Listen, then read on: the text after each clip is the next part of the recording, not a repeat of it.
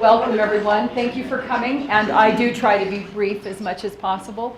My colleague Peg Larson is not here today, so I'm kind of filling in her stead. She sent me a PowerPoint. Before some of you came, I asked a rather pointed question to many of the people in the room. I asked, are you receiving an Associate of Applied Science, an Associate of Science, or an Associate of Arts? And some of you weren't sure about that. And that's the reason that I asked the question. An Associate of Applied Science is designed to have you do 2 years here and then go to work, okay?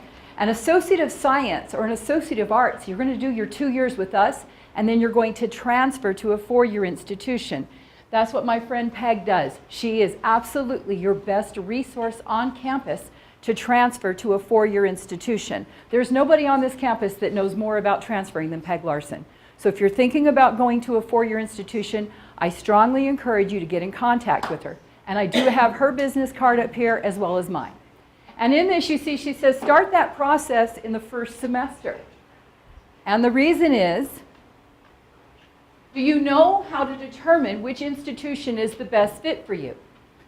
Also, does the institution that you're transferring to you offer a program in the degree field that you are pursuing? And finally, do you know the application deadlines at the institution that you are transferring to? That is why Peg is such an important resource to you. Because depending on where you go, it also could be, there could be different deadlines for each institution. Now, is the institution accredited? I can tell you as an advisor, over and over again, I get to break hearts, and I don't like doing it. If you're going to transfer to an institution, make sure that that institution is accredited. Very often we have folks come in from other places saying, well, I was with this one and I had all of these credits, but we go online to transfer those credits. They aren't an accredited institution. Therefore, what they did at the other institution is basically worthless. Also, does the institution offer the program that you're pursuing? We just talked a little bit about that. Will your credits transfer? Peg will be able to get online and look at that. I will tell you that you are coming to school at a guided pathways institution. By and large, in this area, whatever you are taking for your Associate of Arts and your Associate of Science will transfer to a 4-year institution rather handily. However, if you have an Associate of Applied Science, those credits will not transfer as easily as an Associate of Science or an Associate of Arts. Now, someone I asked a little bit ago, I said, are you getting an Associate of Arts in Criminal Justice or an Associate of Applied Science in Law Enforcement? And they kind of had that look like, I'm not sure. If you want to be a police officer after doing 2 years here, then an Associate of Applied Science is the direction that you want to go. However, if you're looking to go further in law enforcement, then the Associate of Arts in Criminal Justice is the way to go, transferring on to a 4-year institution. Okay, every time you meet with your Western advisor, be sure to bring the program requirements. That's so that we can help you figure out what will work. For example, your English 1010, your English 1020, those move rather readily. Your college algebra, that goes pretty well. But if you're an education major, Political Science 1000 will do you a lot of good at UW, but not so much at an institution out of state. That's where the history courses come in place of the political science. Those are the kinds of things that you want to know. This is really important. I've gone to about 4 or 5 different institutions. I am the spouse of a military service member, and pretty much every time we went somewhere, I didn't keep the syllabus, and much of what I did at other places did not transfer here, not because they weren't accredited, because I had no way to prove what I had done, and there'd been a number of years as well. Make sure you keep your syllabi. Yes? What does accredited mean? I think I know what it means, but I'm not sure. Accredited means exactly that. It's got to be accredited by, for example, the Higher Learning Commission. That's somebody, a few years ago, we had some issues with our nursing program. We had to get our accreditation back. Oh. Okay?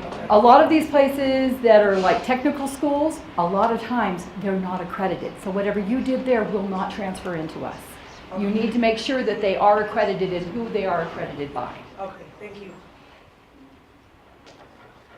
Okay, now you want to check the website, forgive me, of the institution that you are transferring to. Review their financial aid website, because sometimes, for example, Northern Arizona University, I hear, does a really good job of offering scholarships to our students.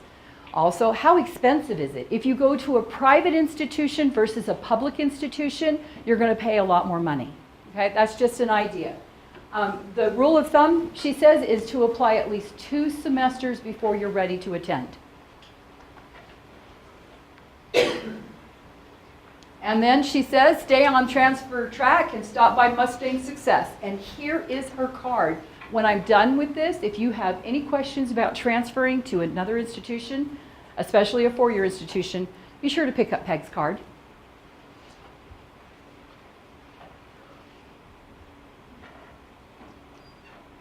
Hers was pretty brief.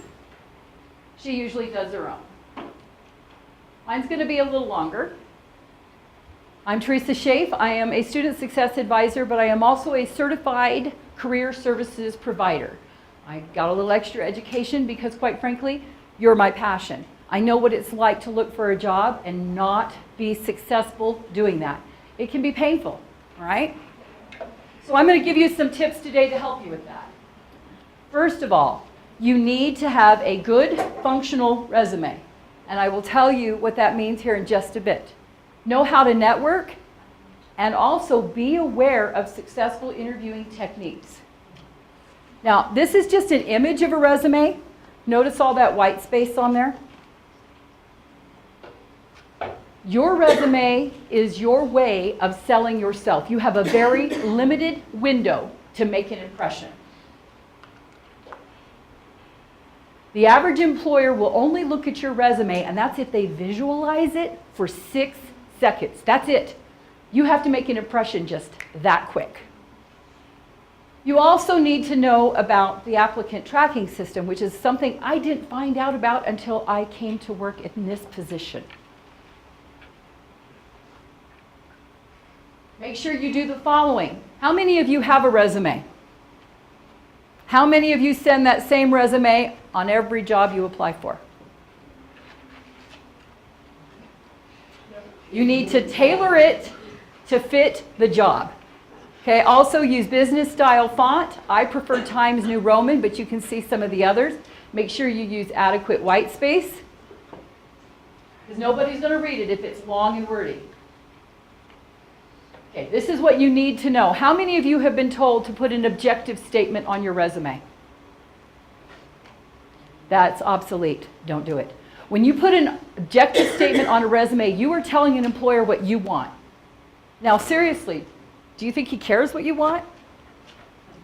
No.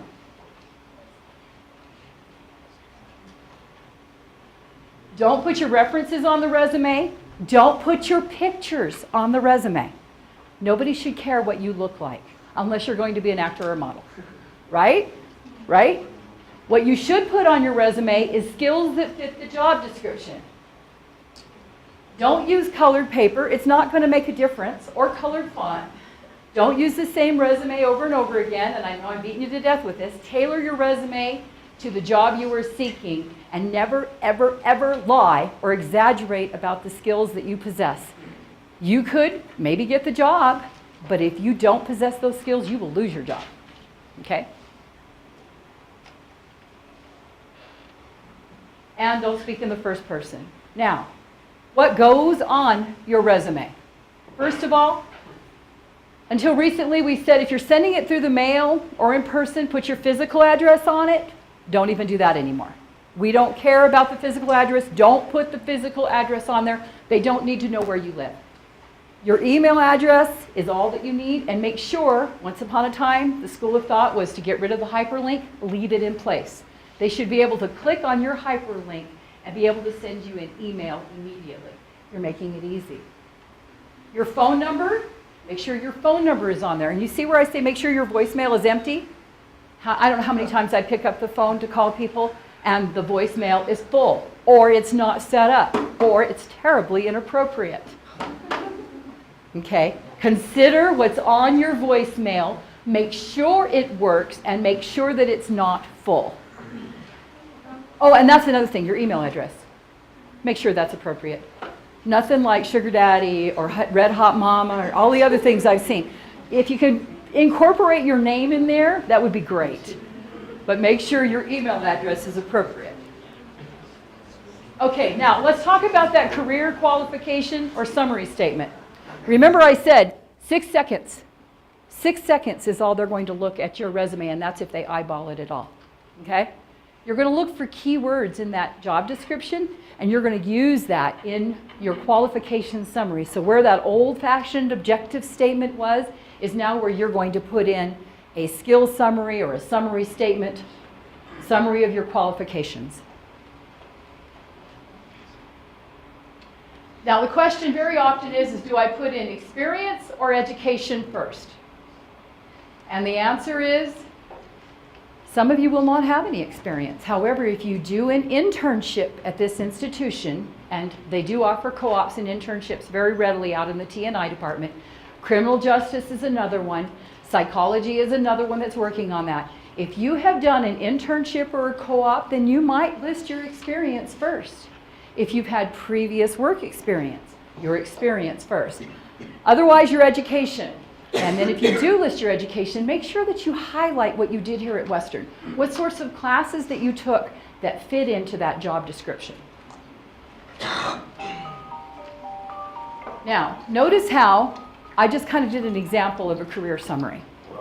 So I said in the job description they asked for Excel and Word proficient, great patient skills, knowledge of Care Cloud medical office software. Now my candidate does not have knowledge of Care Cloud medical office. But with the applicant tracking system, I'm trying to use their words against them because that applicant tracking system picks up keywords and determines whether or not you're a match for a position based on the job description. So since I have this for my job description, I've decided experienced medical administrative assistant with extensive medical office software knowledge. So I may not have Care Cloud, but I do have other medical software experience. Highly proficient with Word and Excel. Excel and Word proficient. I matched up those words. And excellent patient care skills. Well, they asked for great patient care. I'm not great, I'm excellent. I'm exceptional. So I said, excellent patient care skills, able to gather information, listen, and be mindful of patient needs, to expand on that even more. But I made sure that I used words from their job description on my qualifications. Here's more about your resume. Keep your resume 1 to 2 pages in length. If it's too wordy, people are not going to read it. If you need 2 pages, make sure that you put your name and the page number on it, because if you are giving out a hard copy of it, those pages could be separated. Think from an employer's viewpoint, demonstrate results when possible. What did I say about the objective statement? Yes, but they don't care. They don't care what you want. They care what you can bring to the table. That's what's important. What can you do for them? Not what can they do for you. If you have a lengthy work history, which someone in my mature state is going to have an advanced work history, right? Do you really want to go back 35 years? Probably not. However, if you did something 30 years ago that is relevant to this position, then be sure that you go ahead and mention it. Okay, everybody hates the cover letter. I give out examples of cover letters in my office all the time. I even help you write one, okay? It's going to be kind of brief, right? But this is where stuff that you didn't get on the resume, you're kind of including in the cover letter. Maybe expressing your passion for this position that you're seeking. So in the first paragraph, you might say, I'm writing to express my interest, or I'm responding to your ad in the newspaper. Good luck with that. Nobody puts anything in the newspaper anymore, okay? But that's just, I'm responding to. Don't be afraid to mention the name of the person who may have recommended you for that position, especially if you know that they're well-liked and regarded in that particular business or institution. Explain why you're a good candidate, and make sure that you summarize the most important things that you can bring to the table for them. And then finally, say something along the lines of, I look forward to hearing from you. I would appreciate an interview, something along those lines. And then once again, put your contact information with your signature. Now this, folks, is probably every bit as important as your resume. Because quite frankly, the resume is just a small portion of what you are going to be doing. Nobody taught me about networking. I didn't even know where to begin with it. It is who you know. Quite frankly, it's who you know. So if you have a friend that's working somewhere that you would like to go to work, or a family member, make sure you let them know that that's where you'd like to go to work at. Your family and your friends are probably the most important folks in your networking group, if you will. The other thing is, make sure that you create a LinkedIn page. Facebook. Facebook is huge, folks. Facebook is huge. No, it's huge. It truly is. Now, and I'm telling you this from a professional standpoint. You make sure you be very careful about what you post on Facebook. Make sure you are very careful. Try to go with positive messages, okay? What if I got rid of my Facebook today, like, and then by the end of the 2 years when I get my degree, will they still be able to get into there? Will they want to, or? It's even more suspicious, honestly, if you don't have one. Right. It really is. It's better to have one and then just lock it down as tight as you can and try to keep the tone upbeat and positive. Volunteering and career fairs. So I'm going to get to volunteering here in just a second. When you're out doing things in the community, you are making contact with others. Consider volunteering if you have any free time. And career fairs, people hear career and transfer fairs. We have one every year here. People hear that and assume that that's where they're going to get a job. You're not necessarily going to get a job at a career fair, and it's unlikely that you will. But what you are doing is networking. So you're going to stroll up and talk to people at the career fair. You need to be confident. Have your resume ready. Even have some business cards printed up with your skills on it. What you're good at. What your degree is. Networking is connecting. We sort of touched on that already. But do not be afraid to ask for advice from people in the field. So if you stroll up to somebody from Jenner, you can ask them a question. You can say, could you tell me a little bit about your company? Because let me tell you something, if you don't know anything else about human beings, they love to talk. They love to talk. So listen attentively, because you may learn something, but also by listening attentively, you're making an impression. Okay, so networking is hard. It's probably the hardest thing that you're going to do when you're out, because some of us are very humble. We're too proud to ask for help, right? It is very important. So believe it or not, make sure you're specific about what you're seeking, because I once had a friend that was lining me up a position in a cash office, and as it turned out, I really didn't want to work in there. And then she was a little upset with me because I said, that wasn't what I had in mind. So keep that in mind. You don't want to burn your bridges. LinkedIn. I truly, truly did not want to have a LinkedIn account, but I was talked into it. And let me tell you something, folks, people are reaching out to me all the time for positions. And some of them are very desirable. I just happen to like what I do here. But LinkedIn is a wonderful source of networking. As you see, 98% of the recruiters and 85% of hiring managers use LinkedIn to find a candidate. They will seek you out, they will reach out to you and ask you, are you interested in, and are you interested in relocating? There's some good things out there. Keep that in mind. So, Facebook. I touched on that a little bit. I've had a lot of doubt about whether or not that's truly a networking tool. It is. But you have got to remember never to allow LinkedIn or Facebook to replace a face-to-face, because you'll do much better if you make that face-to-face connection. Many businesses use Facebook as a way to promote their company. Social media is meant to build relationships. Now, this is what you need to know. I don't have it off the top of my head exactly which 5 states, but there are 5 states in the United States that it is illegal to look at your Facebook post to determine whether or not you're a quality candidate. Do you think that stops employers? No. Avoid talking about partying. Now, marijuana may be legal in Colorado. It is not legal here, all right? So you don't want to talk about it anyway.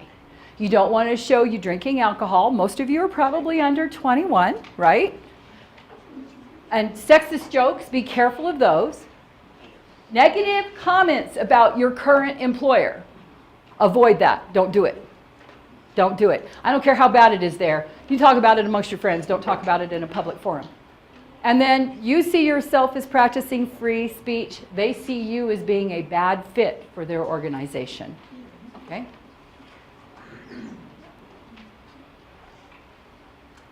Talked a little bit about our career and transfer fair. For those of you that aren't sure about where you want to transfer to, For those of you that aren't sure about where you want to transfer to, this is a good place to come to. We had Chadron, we had Utah State University, we had Dixie State University. You can talk with their representatives without even leaving town.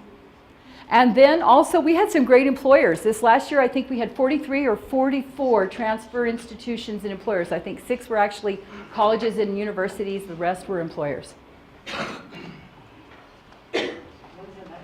The next one is March 29th maybe? It's a Wednesday. It's the last Wednesday in March.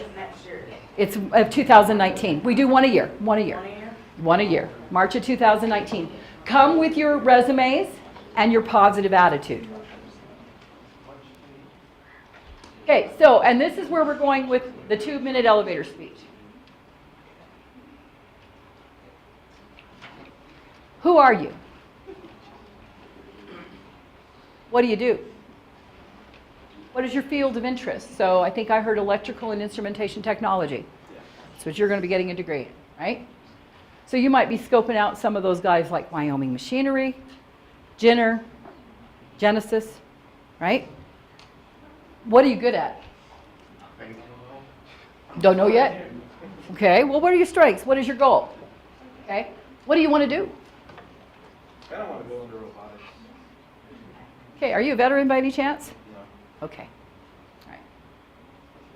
I've got some great opportunities for veterans. But you will stroll up to them and say, give me your hand. Yeah. Talk to me. You got 2 minutes. Not even that, you're not going to take the whole 2 minutes. I'm Simon Filler. At the moment, I'm a sales associate. Okay, we can turn loose now. Gas station. Going to school as a welder. I'm great at cutting as well as stick welding. Excellent. That's perfect. That's perfect. Okay. Also, make sure that your handshake was great, by the way. Make sure your handshake isn't too hard, not too soft, and if it's sweaty, wipe it off before you do that, all right? Especially during flu season. Okay, here's what you really need to know. Most importantly, when you go up and you introduce yourself, when you stroll up and you introduce yourself, make sure that you're you, that you're a positive person, that you look them in the eye, okay? Congratulations, you landed the job. Now, you're going to dress for success. That's a pretty good look, don't you think? Right? Oh, now that's cool. That's cool. He's purple, man. He's Mm-hmm. purple. You think that's a good look to go out for a job interview, though? I mean, it's a good look for going out and playing the town. And who doesn't want to offer a job to someone that's funky? Good. What about this young lady? That's probably very much in vogue, but it looks like she just rolled out of bed. Okay. Same with this one right here.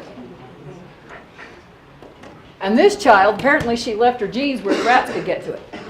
Okay? Definitely not something you want to wear when you go on an interview. Okay? Even here, if you're applying to the mines and stuff, wear a nice set of Dockers and a decent shirt. Okay? Don't go looking in a t-shirt. I've seen it done. T-shirt, oil stains, jeans, oil stains. You're not making much of an impression there. Yeah, you told them you were a working man. But you also told them you were a working man with no money, apparently. Okay? You can't invest in some decent clothes. So this is how should you dress? Men and women, navy, black, dark gray. Suits, skirt, blazer, slacks, blazer. Conservative shoes, this is not the time to wear those shoes that have no heels, ladies. Okay? Black shoes are good, brown shoes. Also not the time to show us how creative you are with your jewelry. Professional haircut, manicured nails. Don't have to necessarily get the paint put on them, but make sure they're clean, all right? Light or no cologne and cover your tattoos. I'm going to cover these last two here for just a brief second. Your cologne needs to be very light or not at all, because a lot of times these interviews are conducted in very small spaces. And it is rare that you're going to have an individual give you an interview. It is more likely that you're going to have 3, 4, possibly 5 people. And that's a lot of body heat in there, right? Now you're hot and you've overwhelmed them with your perfume or your cologne. They're not going to remember your skills. They're too busy trying to breathe. Okay? Then the tattoos, folks, the tattoos. Yes, you have a right to express yourself. Absolutely. They also have a right, if they hire you, to ask you to cover those up. They have that right. Okay? So if you're going to do the tattoo thing, try to do them someplace that you can cover up with sleeves. Okay? Try to avoid your face, your neck, anything like that. All right? Keep that in mind. Now, specifically for women, if you're wearing a skirt, just above or below the knee. Just above or below the knee. No crazy earrings. Don't go, I think I've seen some interesting things since I've been at school here. The really, really crazy eye makeup, avoid that, please. And then also your bag, which is, this is fine, this is a backpack. But if you have an expensive, I don't even know, because I'm a very conservative person when it comes to money. I won't spend $1,000 on a bag. But whatever those expensive bags are out there, leave that at home. Because when you go in there with an expensive bag, you're telling them, I don't really need this job. I already got money. Okay? And also nothing really big and bulky, because then you look disorganized and messy. A portfolio, briefcase is much better. What not to bring to the interview. Trust me, I pulled these and I've seen this done. Okay? Oops, let me go back. Let me go back.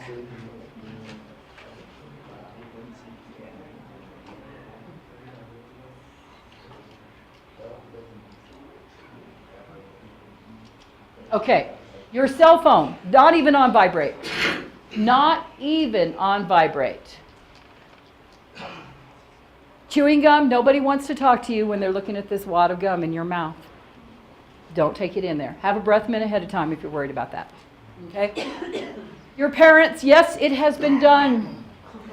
Yes, it has been done. Your dog, it's cute in a little purse, don't do it. Okay, don't do it. Coffees and sodas, don't bring in those things. And also questionable reading material. Now is not the time to take your copy of 50 Shades of Grey to the interview, okay? Save that for another time. Newspaper, but nothing too crazy. Okay, be prepared for anything, because let me tell you, sometimes these questions are off the wall. Why are you the best candidate for the position? Why do you want the job? What are your qualifications? Now, before I go on, at the interview, I have had this happen to me. Be careful what you talk about. When somebody says, tell us about yourself, they don't care about your kids. My number one passion in my life is my family. The person that is interviewing for the job does not care about your family or your children or your mother. They want to hear why you are a good candidate for the position. They really don't care about anything else. Make sure, though, when you're telling them why you're a good candidate for the position, that you use that job description. You're a great candidate for the position because you are Excel and Microsoft Office proficient. Isn't that what the job description asks for? If you see that skill over and over again in areas that you are interested in, check out what we have to offer and get that class. Get that class. And oh, by the way, you think you know Excel or you think you know Word, until you take the 9 or 11 chapters of it, you really don't know. Okay? You really don't know. Take the class. It's worth it, because you can't say that you're proficient at something if you are not. Remember, that goes back to being honest about your skills and abilities.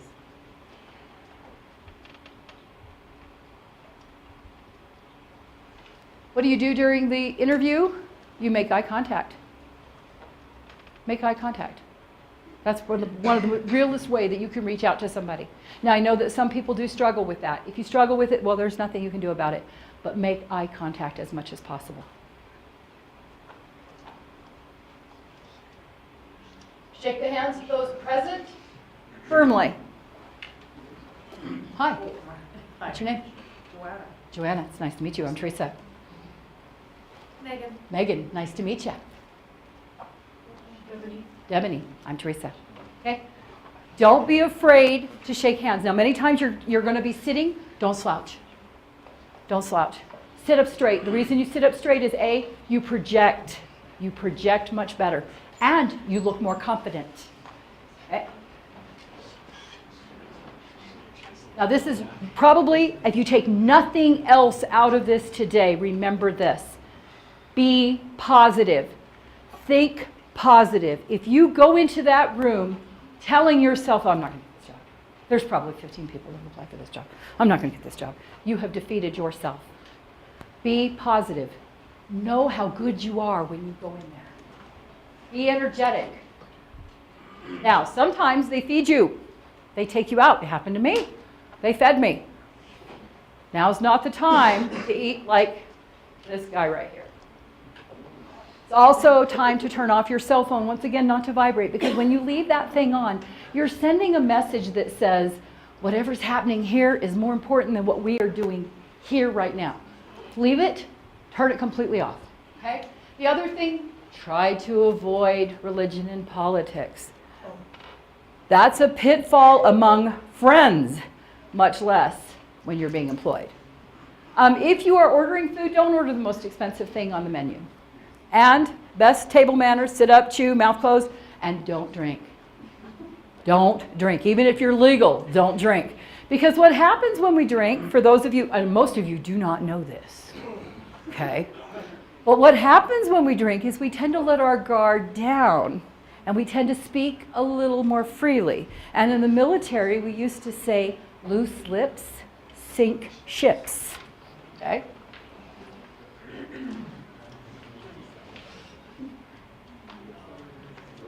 Finally, you went in, you did the interview. Make sure you say thank you to everyone that is there. Shake their hands on the way out, make that eye contact, tell them thank you for interviewing me. Send a thank you note. Acknowledge the time that they spent with you. And what you need to remember is this. You may apply for 10, 15, 20 positions and you might get interviewed for one. Don't give up. Don't give up. Your time will come. Whatever you do, don't give up.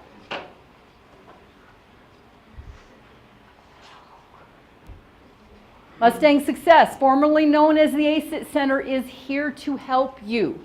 We do mock interviews in my office. We create resumes with you. We also post job postings. You need to know that there is a job board out here by the pendulum. There's one immediately outside of our office. There's one down in the T&I hallway.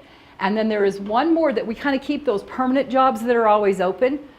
Don't turn away from Elwood Staffing. Don't turn away from McDonald's. If you need a job, go ahead and take a job with those. McDonald's and Taco Time do have tuition assistance and help pay for your books.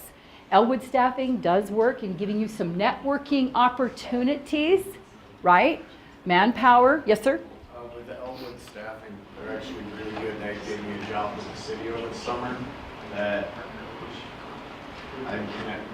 now I'm connected with the sheriff's wife, his family, and quite a few other people who have outside business. So you are absolutely networking and having an opportunity. Now they know your face and they know your work. You have an opportunity to get a job. So please keep that in mind. I have people come in my office all the time and I mention Elwood or Manpower and they're like, oh no, that's temporary.